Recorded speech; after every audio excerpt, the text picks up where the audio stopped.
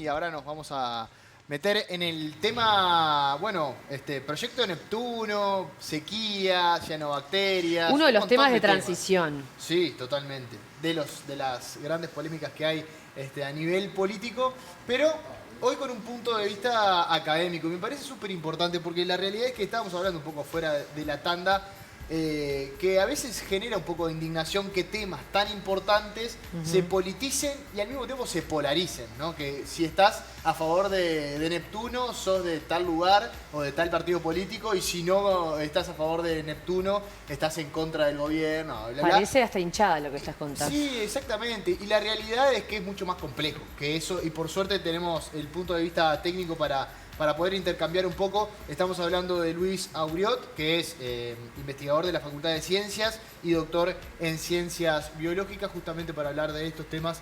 Es un gusto recibirte y tenerte acá. Gracias por venir. Muchas gracias por la invitación. Un Por placer. favor, un placer. Arrancar desde ese punto de vista, quizás más personal, si se quiere. ¿Cómo ves estos temas cuando se politizan? ¿Es un poco más complejo hablar en público de esto y sobre todo brindar una opinión en este marco de discusión?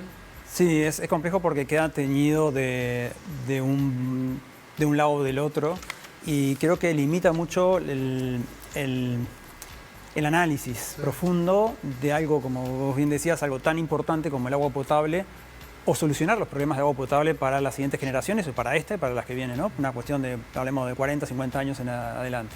Entonces, es muy poca cosa tratarlo desde ese punto de vista, porque perdemos la posibilidad, la oportunidad de discutirlo y generar una solución definitiva o lo más cercano a lo definitivo, ¿no? Arranquemos si te parece, por tu postura. ¿Cuál es respecto a este proyecto Neptuno? Que, bueno, lo que hace es extraer, a grandes rasgos, lo diferente sería extraer agua del Río de la Plata a través de un proceso, hacer agua potable para más bien la zona metropolitana. Bien, antes voy a aclarar que yo soy parte de un grupo de investigadores e investigadoras que hicimos una nota que enviamos al presidente electo y a la vicepresidenta, argumentando una serie de preocupaciones que tenemos como investigadores en los diferentes temas acerca de la viabilidad o la pertinencia de este proyecto. Entonces, desde ahí venimos haciendo esto de hace varios años, desde que se anunció este proyecto. Así que tenemos hecha una síntesis con muchos especialistas sobre las ventajas y desventajas de este proyecto, ¿no? A mi entender, y lo simplifico rápidamente para después desglosarlo si quieren, a mi entender es una muy mala idea hacia el futuro. Una muy mala idea por tres razones. Una, que es insuficiente el agua que aporta, es riesgosa o peligrosa y es extremadamente caro. Entonces, si lo llevamos desde un punto de vista de la economía del hogar, lo que uno invierte o compra, lo que fuera, uno tiene que ponderar el volumen de dinero que uno tiene hacia los siguientes años, en cómo se endeuda, cómo invierte ese dinero en algo que vale la pena, solucionar algo crucial, medular, como es el agua potable. Entonces, si no cumple los dos primeros requisitos, el siguiente, que es un proyecto que compromete a la OCE por los siguientes 18 años, con un presupuesto muy elevado, solamente para el agua metropolitana, ¿no? Digamos que queda comprometido para el resto del país. Los dos primeros asuntos realmente nos dejan muy preocupados como comunidad, como grupo científico. Claro, al no cumplirse eso y tener que endeudarse a 18 años, claro, si los primeros puntos no están contemplados, es como innecesario hacer ese gasto. Sí, es extremadamente alto, y lo que uno pensaría es decir, bueno, para ese monto tan elevado uno buscaría ver dónde estuvieron las diferentes alternativas que se analizaron para poder llegar a esta alternativa en particular. Es decir, nos perdimos la oportunidad también de poner sobre la mesa una serie de opciones analizadas por especialistas, que al final, como tú decías al principio, quedamos en una especie de dualidad o polaridad, un proyecto u otro proyecto. Claro. Bueno, eso quería preguntarte, ¿cuál es para vos la salida, la mejor solución? En esto que por lo que vos pintás es como tener una mancha de humedad por una pérdida y la pintás de blanco, te queda divino unos días, pero sabemos que la va a volver, claro, ¿no? Sí, es muy complejo y excede mi especialidad, que es la limnología, ¿no? Porque ahí entran otros ingenieros sanitarios, otras especialidades como la salud, ¿no? Y bueno, la química, la potabilización de agua de la química. Pero, es decir, lo que estamos enfrentando ahora, como este proyecto que está en vías de aprobación, estaría dando como el primer punto poca agua, en el sentido que estaría brindando a la ciudad, al complejo que tenemos actualmente, que es el río Santa Lucía, con sus 2 embalses, Paso Severino y Canelón Grande, le estaría brindando un adicional de unos 200.000 metros cúbicos por día, que estamos hablando que sería un 23% si uno sumara las 2 fuentes, ¿no? Eso pensando cumplir un objetivo futuro de unos 880.000 metros cúbicos por día de aquí a 2045. El tema es que estamos en una estructura en la que perdemos agua y perdemos aproximadamente el 50% del agua en la red metropolitana, ya sea por agua no contabilizada y por pérdidas subterráneas o superficiales. Entonces, a un 50% que nosotros perdemos, pretendemos agregarle un 23% y a su vez un 23% con un extremo costo, ¿no? Un costo demasiado extremo. Y a su vez peligroso, en el sentido de que la fuente en la que se ha elegido para obtener agua no es de buena calidad. Es una fuente muy afectada por diferentes factores, porque es un estuario, sí, porque es una cuenca que abarca 5 países, es una cuenca de más de 100 millones de habitantes, con industrialización, con todo tipo de contaminantes que llegan al estuario Río de la Plata, y que a su vez tiene variaciones en su salinidad que imposibilitan la potabilización del agua durante periodos de mayor demanda, ¿no? Mayor necesidad de agua. Entonces estamos frente a una situación que es peligrosa en el sentido que vamos a estar usando una planta moderna, nueva, a instalar en un lugar que elegimos, pero que elegimos que ya tiene mala calidad de agua.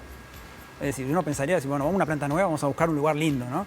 Un lugar con buena calidad de agua, que sea agua sana. Y esto, ¿por qué lo digo? Por a nivel de lo que es la seguridad hídrica, nosotros nos vamos a asegurar que de aquí a 50 años vamos a tener la capacidad de sostener la potabilización de un agua con alta tecnología y altos costos. Es decir, para algo tan importante como respirar aire, debemos respirarlo sin pagar nada, ¿no? En el sentido de ningún proceso intermedio que sea costoso a nivel de químicos o tratamientos. Entonces, hay varios aspectos que hacen que, y lo hemos detallado en ese documento, que hacen que esa agua sea muy mala para potabilizar y que a su vez se vea muy afectada por la salinidad del Río de la Plata. ¿Hay otra fuente de agua que se pueda elegir? ¿Han analizado esa posibilidad? Teniendo en cuenta que se ha presentado, si se quiere, como una falsa oposición con Casupá. Claro. Que Casupá vendría a ser otra fuente de agua, pero en realidad otra fuente de agua, no, perdón. Sería otro mecanismo, pero sobre la misma fuente de agua, que es el Santa Lucía.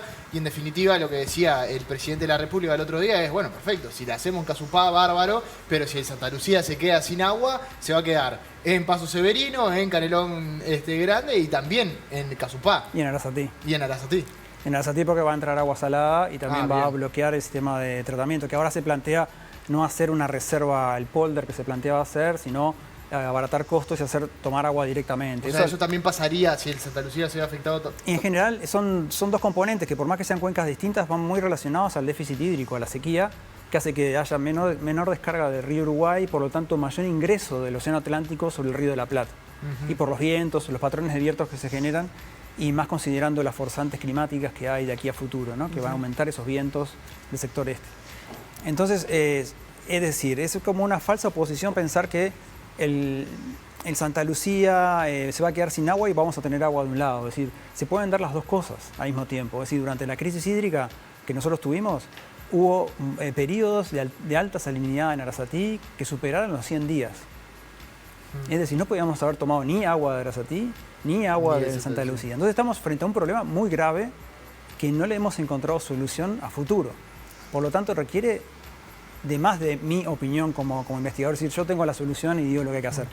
El caso de Casupá es poco eficiente, es decir, duplicaríamos la reserva de agua que tenemos actualmente acumulada, que está en el entorno de los 80 hectómetros acumulados, pasaríamos a tener una segunda fuente de unos 100 hectómetros. Es decir, duplicamos la capacidad de acumulación. Sí. El problema y digamos, la pena de Casupá que yo tengo, que es que vamos a hacer un embalse, vamos a tener un gran impacto ambiental al hacer ese embalse, porque vamos a represar un arroyo, el arroyo Casupá, vamos a hundir monte nativo, vamos a perder mucha biodiversidad, que nos es muy costosa en Uruguay, y esa agua va a ser utilizada para regular el río Santa Lucía. Se va a tirar al río Santa Lucía y después va a ser captada por aguas corrientes. Se vuelve a la pregunta inicial. Entonces, ¿existe en Uruguay una fuente que sea diferente al Santa Lucía y que además brinde? Es decir, estamos, agua de en, calidad, como estamos decía. en un escenario en el que tenemos lo que tenemos. Claro. Lo que hay que saber es bien armar una estrategia a largo plazo de cómo optimizar los recursos que tenemos. Porque no nos podemos mudar para el río Uruguay, no podemos salir de acá. Entonces, con lo que tenemos, que es el río Santa Lucía, que es como una especie de techo sobre Montevideo, ¿no? Y que cubre varios departamentos, y que tiene varias fuentes y con diferentes regímenes a veces de precipitaciones que captura, puede existir la posibilidad de generar sistemas más eficientes de acumulación de agua y utilización de esa agua, que estar volcándola al río Santa Lucía y dependiendo de una sola planta que sigue siendo aguas corrientes. Porque ahí pasamos a no cumplir lo que nos recomiendan a nivel internacional, que es cumplir para una ciudad la regla de oro, que es que una ciudad o una zona metropolitana esté suministrada por 2 fuentes, tal que cada una abierta el 70% del suministro. Dado que si una falla, tiene un problema, tenés garantizado con la otra. Claro, hay un problema de, por ejemplo, un colapso, una contaminación, se puede utilizar la otra. No estamos en esa situación, ni con Casupá, ni con Arasatí. Claro. Si se bloquea aguas corrientes por alguna razón, nos vamos a quedar con un 20 y algo % de agua para suministrar a todo Montevideo, que no da abasto. Y si viene la salinidad, no vamos a poder usar. Entonces estamos frente a un problema muy importante y que nosotros no le vemos una solución a corto plazo y que no podemos comprometerla, esa falta de análisis que ha habido por una decisión quizás un poco apresurada. Ahí quería ir, Luis. Siempre está la discusión, ¿no? Y creo que fue una discusión que en pandemia resurgió un montón y es cuánto escucha el poder político de la academia, ¿no? Cuánto se sirve de los datos y de la ciencia para tomar decisiones certeras. ¿Qué pasa en este sentido? La carta a la que hace referencia la firman más de 25 cientistas de todas las áreas. ¿Qué pasa con esa decisión? Me imagino que el Ministerio de Ambiente también tiene a sus profesionales y sus científicos que habrán aconsejado al gobierno y bueno, el gobierno habrá tomado una decisión también en base a eso. ¿Qué pasa con la academia en esto? Sí, en ese sentido es porque en definitiva lo que se ha hecho es desde de una empresa privada se ha planteado una idea a la OCE la analizó, la tomó y después fue evaluada por el Ministerio de Ambiente. Es decir, estamos siempre rondando sobre el mismo eje, ¿no? Que es este proyecto. Es decir, se planteó alguna alternativa como tomar agua en bocas de Cufré y es mucho más caro todavía por las tuberías más prolongadas, más largas. Pero estamos siempre girando sobre una misma idea, ¿no? Modificándola, cambiándola. Pero lo que nos hemos perdido es la posibilidad de, con tantos especialistas en Uruguay, con tanta gente tan bien formada, es armar una, llamémosle entre comillas, un GACH del agua potable para poder plantear cuáles son las alternativas. Y en este tiempo que se fue desarrollando todo el proyecto, se fueron pasando todas las instancias de aprobación, de impacto ambiental y otro tipo, quizás haber concluido que esta era la mejor opción. Yo lo dudo muchísimo, ¿no? Pero si nos ponemos la posibilidad de analizar más opciones, sí, y las hay, ¿no? Después la política siempre va a ser el que le dé el visto bueno, ¿no? Porque es quien da los recursos y demás. Pero bueno, es interesante esto que vos planteás. También yo me pregunto, la UDELAR, por ejemplo, ¿no tiene la fuerza para decirle al gobierno, tenemos los recursos, tenemos a la gente, déjennos hacerles un plan? Y además otra cosa, ya es tarde. O sea, el problema del agua lo tenemos hace tiempo. Es tarde, estamos analizándolo con rapidez porque justamente nos dormimos. Estos, los anteriores y los anteriores gobiernos. Claro, la UDELAR genera recursos humanos, investiga y ofrece información y asesora. No puede tomar decisiones, no puede plantear algún tipo de tener algo, ¿no? Simplemente puede asesorar, aconsejar, plantear las preocupaciones y plantear ideas, ¿no? ¿Pero se dieron esos planteamientos? ¿Cómo? ¿Se dieron esos planteamientos concretos de la UDELAR y el equipo técnico? No a nivel de UDELAR general, sino a nivel de grupos de investigadores, que hemos hecho estas iniciativas desde que surgió este proyecto, ¿no? El tema es que sí, que se han manejado algunas opciones alternativas que van desde la utilización de varias fuentes que sean complementarias y que puedan llegar a un eje de ir mejorando la capacidad de acceso al agua. Una es la mejora del análisis de las fuentes subterráneas de agua. Esa sería una. Otra es la disminución de las pérdidas metropolitanas, que se plantean que son muy costosas, pero hay que hacerlas. Cuando decís pérdidas, ¿a qué te referís? ¿A problemas en las pérdidas de agua en la calle? En la calle, subterráneas, por el sistema tan antiguo que tenemos de transporte de agua, que tiene más de 100 años en algunos casos. Disminución de esas pérdidas es fundamental porque estamos hablando de un 30 y un 50% de pérdidas de agua en la ciudad de Montevideo. Entonces, estamos haciendo un uso de despilfarro del agua a nivel subterráneo y superficial. Que eso lo supimos en la crisis del agua y alguien lo resolvió. Claro. Yo pregunto. Claro, no se solucionó. Se trató de ir controlando de alguna manera, pero el costo es importante, pero es inevitable. Yo creo que es un costo inevitable, por más que sea grande.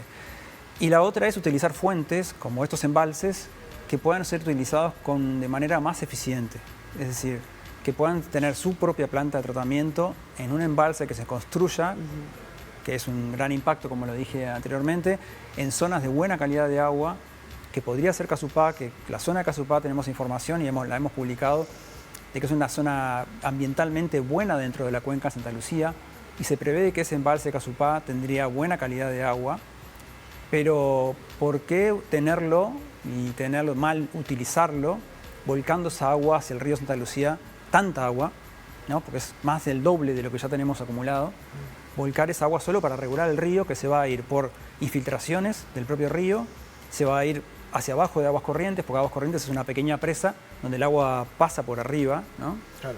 Entonces se va a ir yendo hacia el río de la Plata, va a estar circulando y se va a utilizar de forma muy poco eficiente. ¿Por qué no plantear la oportunidad de utilizar esa agua de buena manera, con ese gran volumen, y poder suministrar a Montevideo agua de buena calidad? En vez de estar buscando otras fuentes que son muy complejas, que son de muy mala calidad y muy impredecibles, porque el factor del Río de la Plata es lo impredecible que es a nivel de los cambios de salinidad y de la concentración de cianobacterias que puedan llegar a la costa. ¿Han podido analizar los informes técnicos del Ministerio de Ambiente para poder contrastar? Que era algo que el propio Yamandu Orsi dijo que iba a hacer. Justamente recibió estos informes que elaboraron ustedes y los iba a contrastar con los informes del Ministerio de Ambiente, que justamente terminaron zanjando, digamos, que se fuera para adelante en este proyecto. Sí, hemos estudiado los informes de factibilidad de las empresas, el informe de impacto ambiental de las empresas, y lo que notamos es una falta de conocimiento muy importante del funcionamiento del Río de la Plata por estas empresas, que yo no le echo la culpa en el sentido que son empresas que construyen cosas, son constructoras, puentes, carreteras y otro tipo de cosas, ¿no? El tema es que muestran unas carencias muy importantes en el conocimiento del Río de la Plata en sí. Y eso ha sido porque nosotros estudiamos el Río de la Plata, somos muchos colegas y notamos esas carencias, ¿no?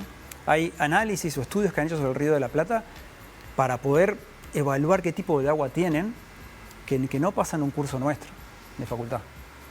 Entonces, realmente es penoso que no hayan consultado a los colegas que hay en el país para poder saber qué es esa agua, a excepción del estudio de salinidad y de clorofila a nivel de fondo del Río de la Plata en la zona de la Toma, donde se hizo un estudio continuo durante muchos meses y de ese estudio surgió los periodos extensos y prolongados de salinidad alta que impedirían el uso de la planta. Hay una nota interesante que hace La Diaria que empieza de esta manera. Dice, carece de imparcialidad.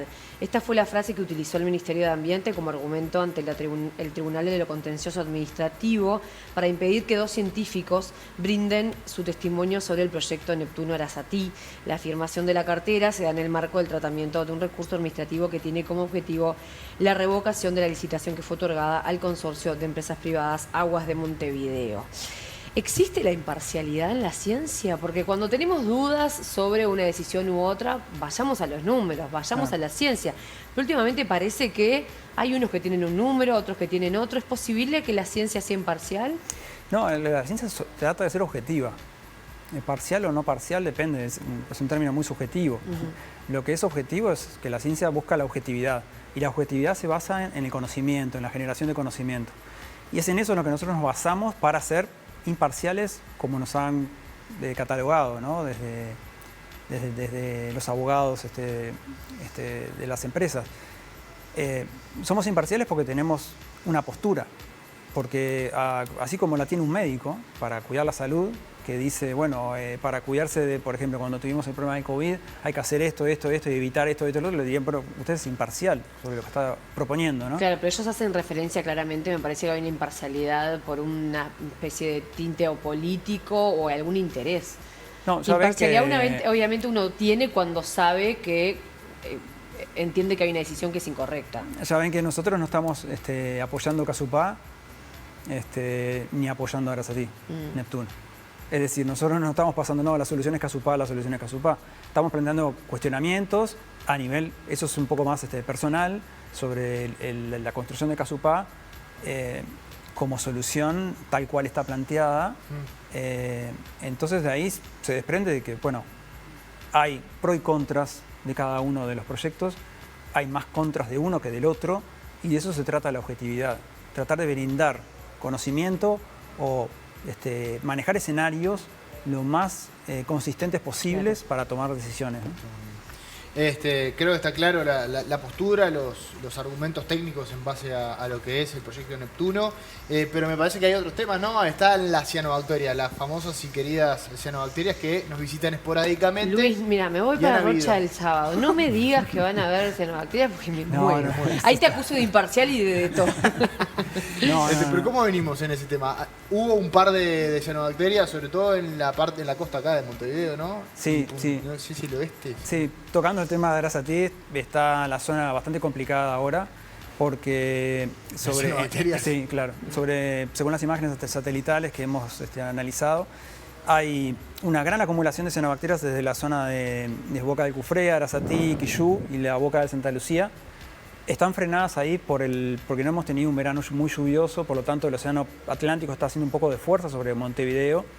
Y las llegadas de cianobacterias a Montevideo son muy dependientes del patrón de vientos del suroeste o del oeste. Es decir, una tormenta, un pampero, algo que traiga los vientos. Entonces, y como vimos grandes acumulaciones, ¿no? Pero se pueden ir mezclando y pueden ir llegando a algunas playas, y de hecho ha habido bandera sanitaria en muchas playas de Montevideo.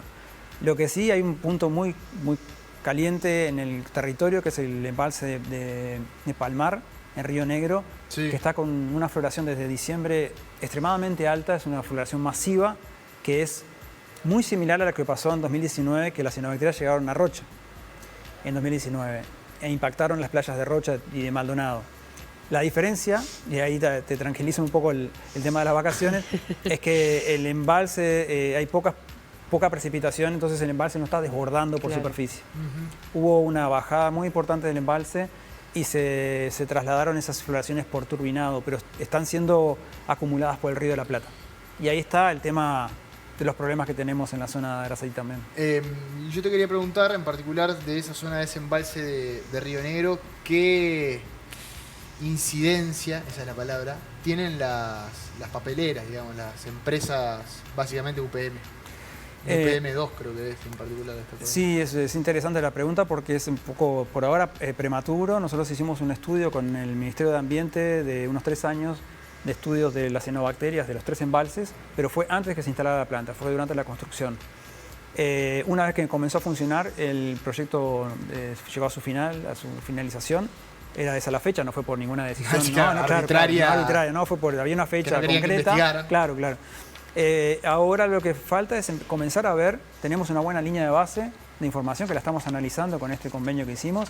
Ahora comienzan a verse fenómenos como por ejemplo este de Palmar, que es muy llamativo.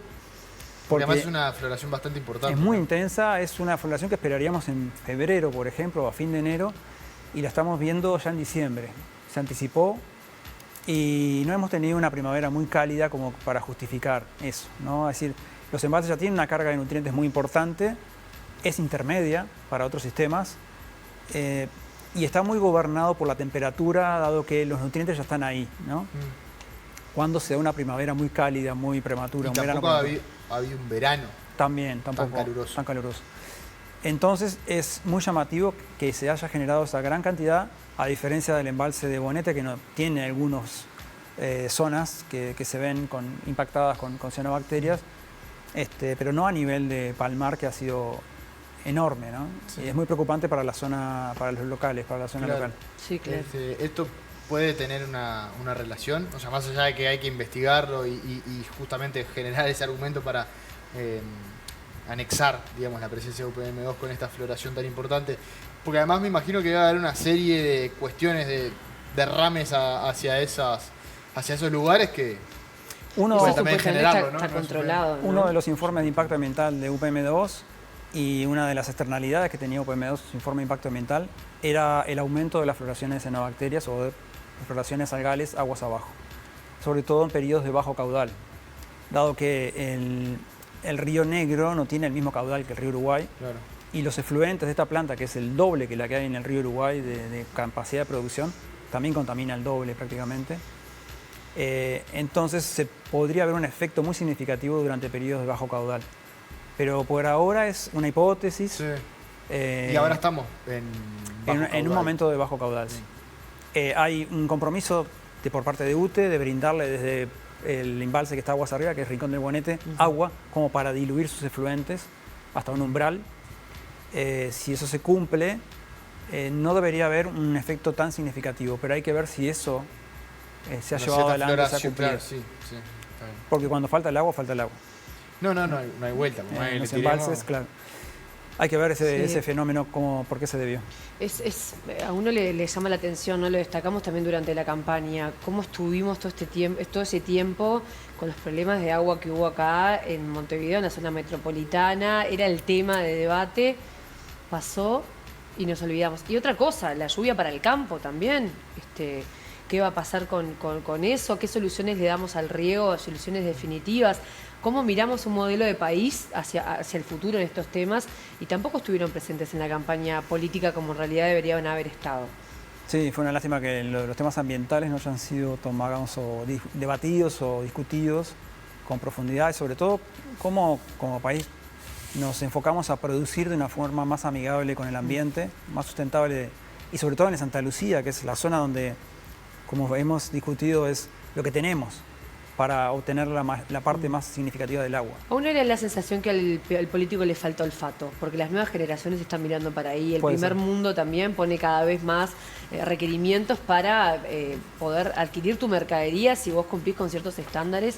Y el Uruguay parece que se está quedando atrás en algunas cosas. Sobre todo porque las decisiones que estamos tomando son las que van a heredar, ¿no? Exacto. Así que bueno, espero que la próxima vez que venga Luis tengamos mejores noticias. Luis, gracias por estos minutos y de verdad un gusto la charla. Por favor, gracias a ustedes.